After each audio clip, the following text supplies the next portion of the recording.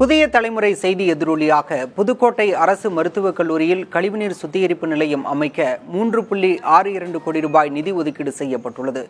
இங்கு ஏற்கனவே செயல்பட்டு வந்த 500 KLD கழிவுநீர் சுத்திகரிப்பு நிலையம் கடந்த 2018ஆம் ஆண்டு கஜா புயலில் பாதிக்கப்பட்டு செயல்படாமல் போனது. இதனால் மருத்துவமனையின் கழிவுநீர் அருகில் உள்ள கிராமங்களில் திறந்துவிடப்பட்டதால் நிலத்தடி நீர்மட்டம் பாதிக்கப்பட்டது. இதுகுறித்து புதிய தலைமுறையில் செய்தி வெளியானதை தொடர்ந்து 1000 KLD கொள்ளளவு கொண்ட சுத்திகரிப்பு நிலையம் அமைக்க 3.62 கோடி ரூபாய் ஒதுக்கீடு செய்து அரசாணை வெளியிடப்பட்டுள்ளது.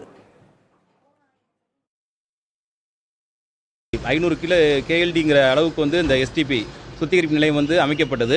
இன்றைய தினம் நாங்கள்லாம் மாண்புமிகு முதலமைச்சர் வச்ச கோரிக்கையின் அடிப்படையில் 1000 KLD 1000 கிலோலிட்டர் பர் டே அந்த அளவுலான ஒரு சுத்திகரிப்பு நிலையம் 3,62,00,000க்கு ஜிஓ நமது மாண்பு முதலமைச்சர்கள் சென்ற வாரம் கொடுத்துருக்காங்க. அதுக்கான பணிகள் மிக விரைவில் இந்த புதுக்கோட்டை மருத்துவக் கல்லூரி வளாகத்தில் கழிவுநீர் சுத்திகரிப்பு நிலையம் அமைய உள்ளது.